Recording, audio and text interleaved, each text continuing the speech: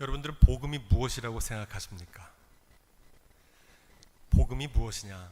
라는 질문에 대해서 바울은 한마디로 분명하게 말합니다. 로마서 1장 2절로 4절 말씀 시작. 예수 그리스도의 종 바울은 사도로 부르심을 받아 하나님의 복음을 위하여 택정함을 입었으니 이 복음은 하나님이 선지자들로 말미암아 그 아들에 관하여 성경에 미리 약속하신 것이라. 이 아들로 말하면 육신으로는 다윗의 혈통에서 나셨고 성결의 영으로는 죽은 자 가운데서 부활하여 능력으로 하나님의 아들로 인정되셨으니 곧 우리 주 예수 그리스도 신이라. 아멘. 한마디로 복음이 뭐냐? 바울은 이렇게 말합니다. 이 복음은 곧 우리 주 예수 그리스도시다. 중간에 많은 얘기가 있지만 결론적으로는 이 복음은 곧 예수 그리스도시다. 이렇게 고백합니다. 바로 예수님이 그리스도시다 라는 고백이 복음이라는 겁니다. 우리가 믿는 기독교의 본래 명칭은 그리스도교입니다. 그리스도교. 우리나라에서는 한자로 이것을 가차해 가지고 쓰기 때문에 기독이란 단어를 써서 기독교 이렇게 표현하지만 본래는 그리스어에서 나온 크리스토스, 그리스도교 이렇게 표현합니다. 영어로는 크라이스트 이렇게 말하죠. 보통 사람들이 기독교라고 하면 개신교를 기독교라고 생각합니다. 우리가 믿는 개신교를 기독교라고 생각하는데 사실 본래 그리스도교 하면 개신교, 프로테스탄트를 포함해서 정교회 들어보셨어요? 옥토도스라고 하는데 그리스 정교회라고 하고 러시아 정교회라고도 합니다. 굉장히 많아요. 이분들도 그리스도교입니다. 그리고 로마 카톨릭도 마찬가지로 그리스도교에 들어갑니다. 대형 세 개의 교단, 프로테스탄트, 옥토도스, 캐톨릭, 이 세 가지가 그리스도교를 대표하는 세 개의 교파다 이렇게 보시면 됩니다.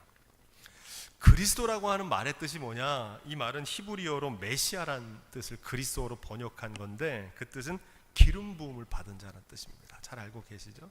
기름 부음 받는다는 건 예전에 왕에게 기름 부었기 때문에 그리스도란 말은 왕, 임금이란 말입니다. 구세주, 메시아라는 뜻입니다.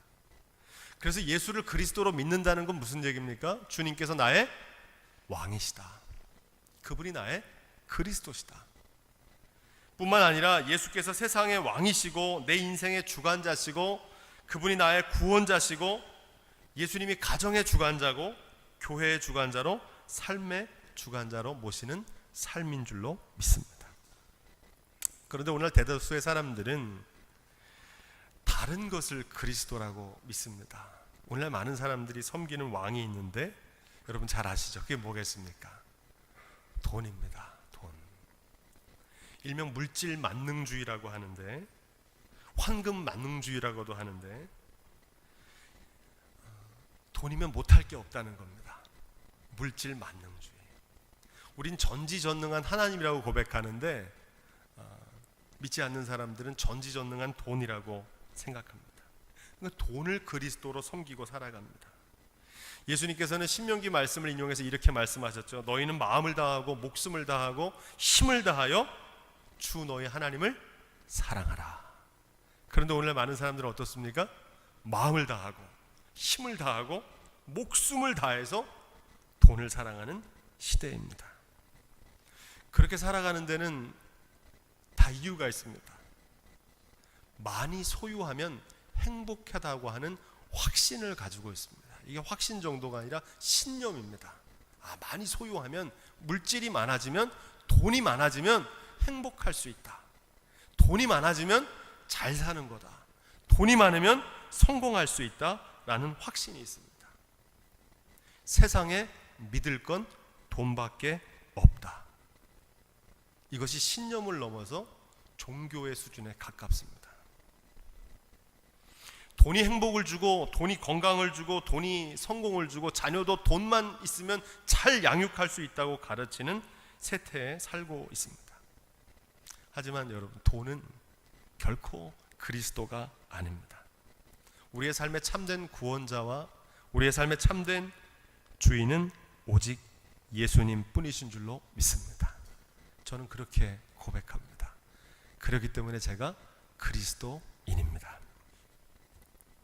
문제는 믿지 않는 사람들은 돈을 그리스도로 섬기든 무엇을 그리스도로 섬기든 중요하지 않습니다. 문제는 예수님을 그리스도라고 믿는 사람들조차 돈을 그리스도로 섬기며 살아간다는 사실입니다. 세상의 물질과 명예와 권세를 하나님처럼 여깁니다. 때로는 하나님보다 더 사랑하면서 살아갑니다. 이것을 가리켜서 성경은 우상숭배라고 합니다. 따라해 보겠습니다. 우상숭배. 많이 들어보셨죠? 우상숭배는 금불상에게 절하는 것만 우상숭배가 아닙니다. 하나님 아닌 것을 하나님 자리에 두고 하나님처럼 섬기며 살아가는 신앙생활을 우상숭배다 이렇게 말합니다. 이 우상숭배의 뿌리는 아주 깊습니다. 믿지 않는 사람들이 아니라 우리가 읽는 에스겔서, 수요일마다 읽는 에스겔서에 보면 성전 안에서 뭘 합니까? 우상숭배를 합니다. 성전 안에서, 하나님께 예배드리는 성전 안에서 교회의 지도자들과 아녀자들 모든 사람들이 하나님 아닌 다른 것들에 절하고 향을 피워 올립니다. 예언자들은 이런 이스라엘 백성들의 우상숭배를 바라보면서 우상숭배를 그치고 하나님의 신앙으로 뉘우치고 돌아올 것을 경고하며 외치고 있습니다. 저는 오늘 이 시간 그 예언자들의 심정으로 함께 말씀을 나누려고 합니다. 제가 자주 드리는 말씀이지만 어린 시절에 즐겨 불렀던 찬송 중에 복음의 진수가 담겨져 있습니다. 여러분 잘 아시는 돈으로도 못 가요 하나님 나라, 힘으로도 못 가요 하나님 나라, 거듭나면 가는 나라, 믿음으로 가는 나라, 하나님 나라. 아이들의 찬양에 복음의 진수가 담겨져 있습니다. 그런데 돈으로 힘으로 천국을 이루려던 사람이 있습니다. 여러분 잘 아시는 진나라의 시 황제입니다. 이름이 양정이죠. 그 사람은 아방궁을 지어놓고 온갖 화려함과 부를 누렸습니다. 불로초를 구하러 다녀서 불로장생도 꿈꿨습니다. 세계에서 가장 위대한 건축물이라고 하는 만리장성도 쌓았습니다. 위대한 업적을 남겼는데 중국 최초로 통일 국가를 건설했습니다. 인생의 성공과 성취로 보면 여러분 진시황만큼 성공한 사람이 어디 있겠습니까? 아무리 위대한 업적을 하더라도 달에서 유일하게 보이는 지구상에 있는 건축물이라고 그러죠. 만리장성과 같은 위대한 일을 누가 할 수 있겠습니까? 그런 진시황과 달리 여러분 예수님의 삶은 어떻습니까? 인생의 성공과 성취라는 면에서 보면 세상에서 가장 실패한 인생처럼 보입니다. 불로초는커녕 30살에 30대에 목숨을 잃었습니다. 아방궁은커녕 여우도 굴이 있고 참새도 둥지가 있지만 예수님은 머리 둘 곳이 없으셨습니다. 죽기까지 따르겠다고 하는 12제자들마저도 예수님을 배신하고 떠나갔습니다. 십자가 위에서 대역죄인이란 누명을 쓰고 수치스럽게 처형을 당하셨습니다. 내세울 것이 없는 그런 별 볼 일 없는 인생이었습니다. 하지만 중요한 것은 예수님의 인생이 그것이 끝이 아니었습니다. 바로 여기 복음에 놀라운 비밀이 있는데 예수님은 재산도 없었고 부동산도 없었고 인기와 명예도 잃어버렸지만 장수도 누리지 못했지만 오직 한 가지 일에 성공하셨습니다. 예수님께서는 하나님의 말씀을 죽기까지 순종하셨습니다. 하나님의 말씀을 그분의 삶을 통해서 온전히 구현하셨습니다. 예수님께서는 자신의 전생애를 통해서 한치의 오차도 없는 완벽한 하나님의 아들로 사시는데 성공하셨습니다. 할렐루야. 아버지 되신 하나님께서는 죽기까지 순종하신 그 아들 예수님을 사망 가운데 내버려 두지 않으시고 부활하게 하시고 승리하게 하셨고 모든 이름 위에 뛰어난 이름으로 높여 주셨습니다. 여러분, 예수님의 이름이 얼마나 높여졌는지 불신자나 신자나 할 것 없이 세상의 위대한 인물을 꼽으라면 예수님을 가장 먼저 꼽을 만큼 존귀한 인물이 되셨습니다. 그뿐이 아니라 하나님께서는 예수 그리스도를 영화롭게 하셨고 그분의 이름 앞에 세상의 모든 권세가 그분의 발 앞에 경배할 만큼 존귀하게 하신 줄로 믿습니다. 이것이 우리가 믿는 십자가와 부활의 복음입니다. 여러분, 온갖 불로초를 정성껏 먹었던 진시황이 몇 살까지 사셨을 것 같습니까? 50살에 목숨을 다했습니다. 불로초가 그에게 불로장생을 주지 못했습니다. 하지만 예수님께서는 지금도 하나님의 우편에서 영원한 삶을 누리고 계신 줄로 믿습니다. 진시황의 아방궁은 중국에 가보신 분은 알겠지만 오늘날 자취도 없이 사라졌습니다. 그러나 주님의 몸된 교회는 하나님이 거하시는 영원한 성전이 돼서 세계 열방 가운데 오늘에 이르고 있는 줄로 믿습니다. 아방궁은 사라졌지만 주님의 교회는 영원히 건재한 줄로 믿습니다. 그가 북쪽의 흉노족을 막기 위해서 만리장성을 쌓는데 아이러니하게도 그의 진나라는 흉노족한테 망한 게 아니고 내란으로 멸망했습니다. 그가 세웠던 만리장성이 자신의 나라를 지켜주지 못했습니다. 하지만 진리의 말씀 위에 세우신 그리스도의 나라는 2000년간 세상을 다스리며 마침내 세상을 종말을 맞이하는 순간까지 그분의 뜻을 따르는 저와 여러분과 같은 그리스도인들을 통해서 영원토록 왕성하게 될 줄로 믿습니다.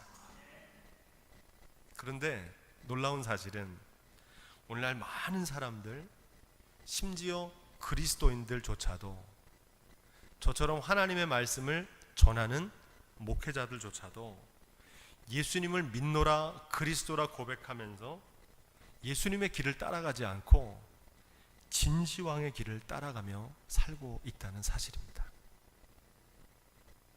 더 높이, 더 많이 소유하는 것이 행복이 있다고 생각합니다. 돈을 얻으려고 하고 힘을 얻으려고 합니다. 앞서 말했던 것처럼 거기에는 분명한 이유가 있습니다. 물질적인 부요, 돈이 인생의 성공과 성취, 육체의 건강이 참된 행복과 우리의 인생을 구원해 주리라고 믿기 때문에 그렇습니다.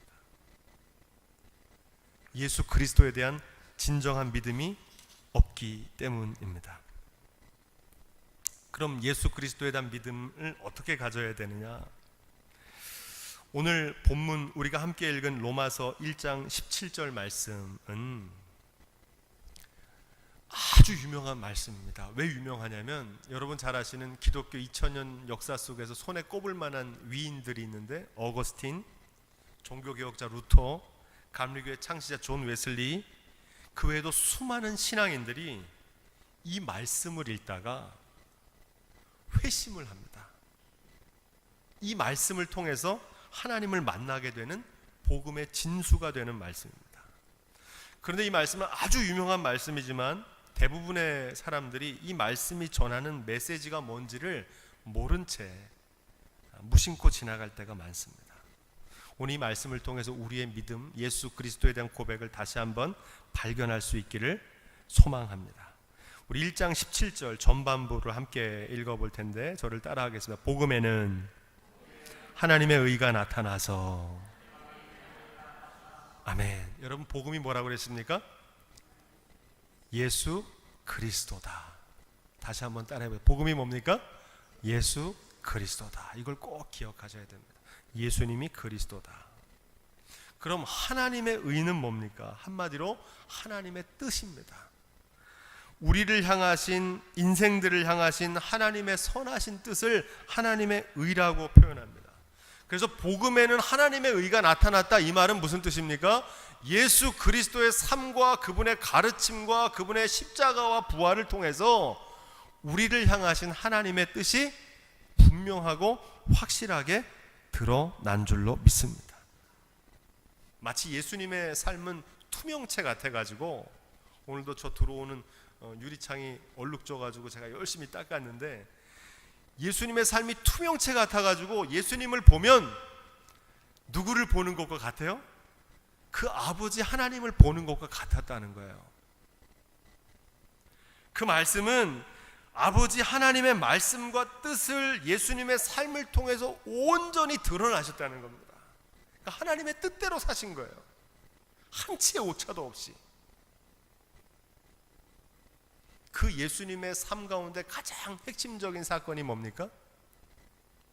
기독교의 가장 핵심적이고 중심되는 게 뭡니까? 교회마다 뭐가 서 있어요? 그렇죠, 십자가가 서 있죠. 바로 우리의 믿음의 핵심은 예수 그리스도께서 보이신 십자가와 부활에 있습니다.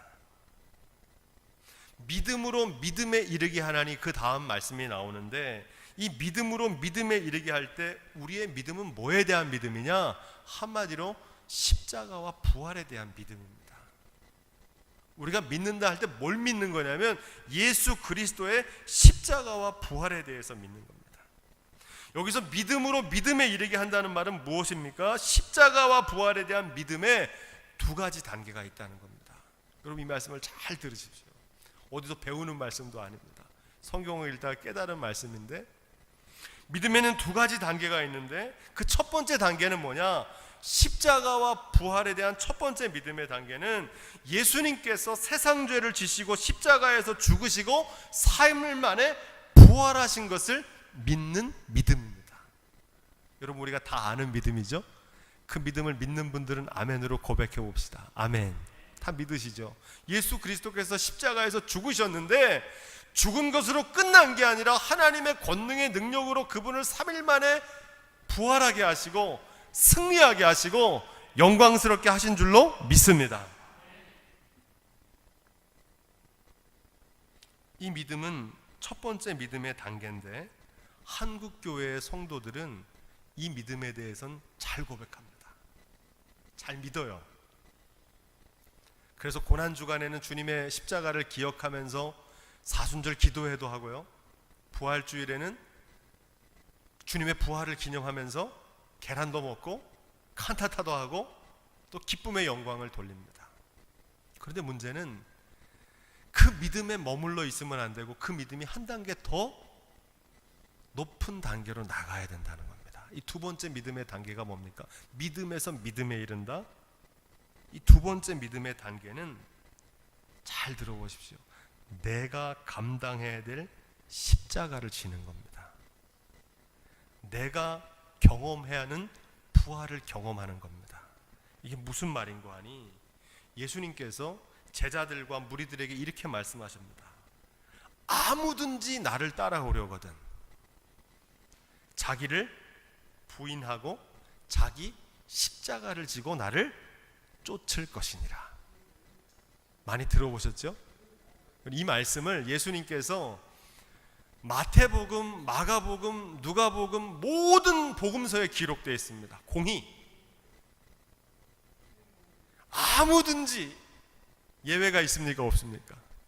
누구든지입니다. 나를 따르려거든 내 십자가와 부활만 믿으면 되는 게 아니고, 너희도 내가 십자가를 지고 부활하게 하신 하나님의 능력을 경험한 것처럼 나를 따르는 이들도 자기를 부인하고 자기 십자가를 지고 나를 쫓아야 된다. 이렇게 말씀하십니다. 한국교회는 이 자기를 부인하고 주님을 따르는 십자가에 대해서 믿지 못합니다. 이 믿음이 없습니다. 나를 부인하고 십자가를 진다는 건 무슨 얘기냐? 잘 들어보십시오. 나에게 맡기신 하나님의 말씀대로, 하나님 말씀대로 순종하기 위해서는 반드시 자기를 부인해야 됩니다. 말씀에 순종하려면 내 생각과 내 판단을 어떻게 해야 됩니까? 내려놔야 돼요. 때로는 말씀대로 살려면은 세상의 명예와 자랑과 물질도 내려놔야 됩니다. 한마디로 세상에 대해서 죽어야 하나님의 말씀대로 살아갈 수 있다는 겁니다. 여기서 잘 보십시오. 하지만 예수 그리스도를 십자가에서 부활하게 하신 하나님께서 나도 하나님의 말씀대로 순종하며 살다가 십자가를 지고 고난과 핍박과 박해를 겪지만 예수 그리스도를 부활하게 하시고 승리하게 하신 하나님께서 나도 부활하게 하시고 영광스럽게 하시고 마침내 승리하게 하실 것이다. 할렐루야. 여러분, 이 믿음이 있어야 됩니다. 이 믿음이 있어야 돼요. 이 믿음까지 다다라야 된다는 겁니다.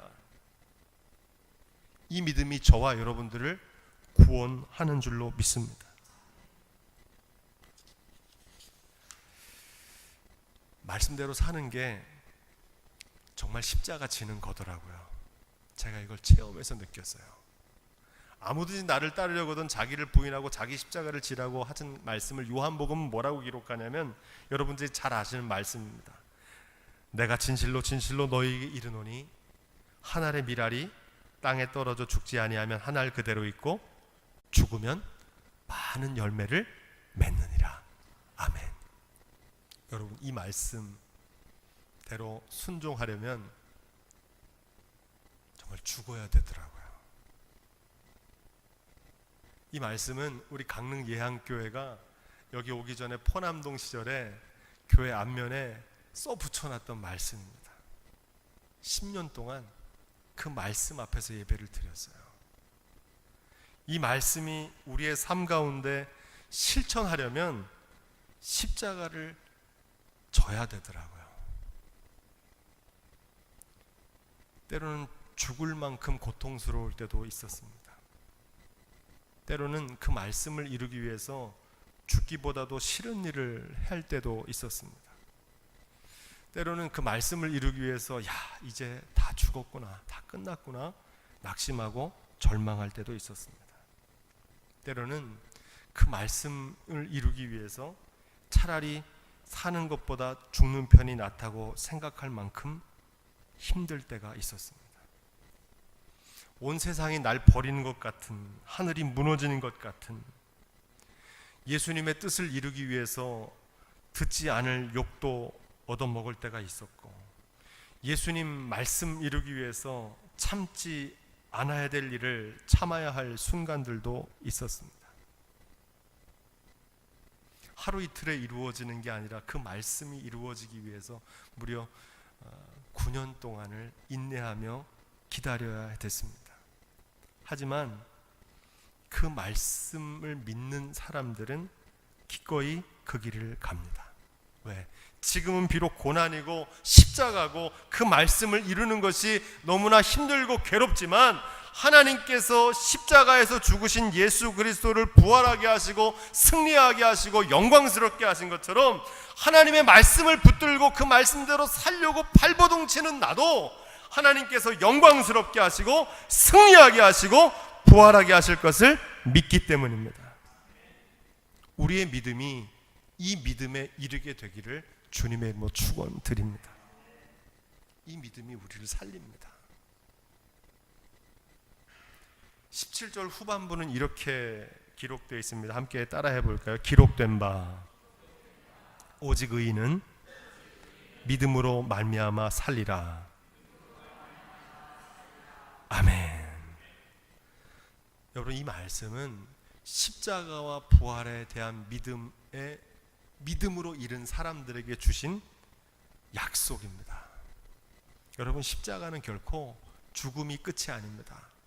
하나님의 말씀대로 사는 게 그때 당시에는 힘들고 어려워 보이지만 여러분, 하나님의 말씀대로 살면 하나님이 예비하신 축복의 주인공이 되는 줄로 믿습니다. 반드시 부활의 영광과 하나님의 승리가 있다는 사실을 믿으십시오. 이 믿음이 있는 사람은 그 길을 걸어가게 될 것이고, 이 믿음이 없는 사람은 제자들처럼 부인하고 떠나가게 될 것입니다.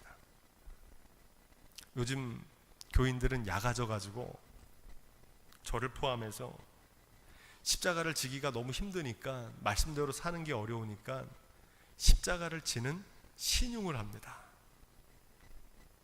희생하는 척을 하는 거예요. 제가 얼마 전에도 얘기했지만 한기총에서 하는 무슨 집회, 이 한기총이 기독교를 대표하는 단체가 아닙니다. 이름만 한기총이지.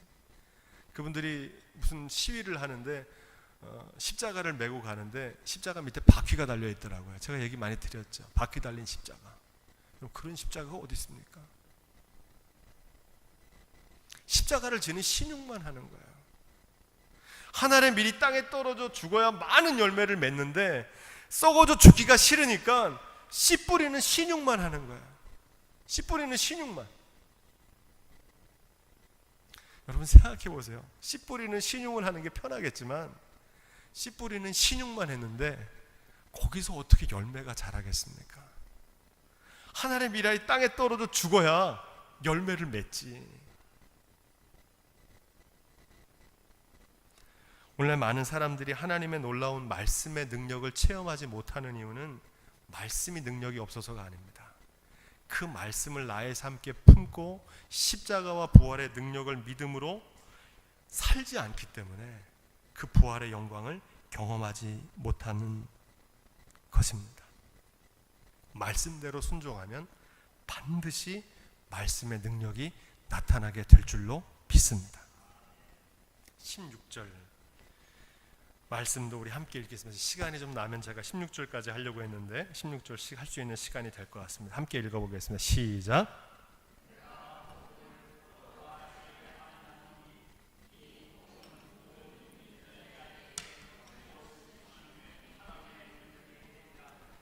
첫째는 유대인에게요 또한 헬라인에게로다. 아멘.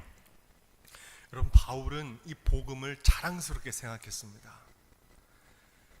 물건을 파는 외판원도요 자기가 파는 물건에 대해서 확신이 있어야 됩니다. 이 물건이 좋다. 그래야 이걸 팔잖아요. 우리가 복음을 전하려면은 이 복음에 대한 확신이 있어야 됩니다. 아, 예수 그리스도, 그 예수 그리스도의 말씀대로 십자가를 지고 내가 말씀대로 살면 하나님께서 반드시 부활의 영광으로 승리하게 하실 것을 믿는다. 할렐루야. 여러분 이 복음에 확신이 있기를 주님의 이름으로 축원드립니다. 바울은 이 확신이 있었어요. 다른 말로 복음에 대한 흔들림 없는 확신이 있었습니다. 복음의 능력, 우리의 삶을 변화시키고 우리의 삶을 구원하는 모든 믿는 자들에게 주시는 능력이 있다는 사실을 바울은 알았습니다. 저는 저와 여러분들이 이 믿음에 대한 체험이 있기를 주님의 이름으로 축원드립니다. 내가 복음을 부끄러워 아니하노니 이 복음은 모든 믿는 자에게 구원을 주신 하나님의 능력이 됩니다. 첫째는 누구에게? 유대인에게요. 둘째는 헬라인에게로다. 여러분 이 복음은 목회자인 저나 목사님 아들들에게만 주는 능력이 아닙니다. 이 복음은 존 웨슬리나 루터나 어거스틴과 같은 위대한 신앙 선배들에게만 나타나는 것이 아닙니다.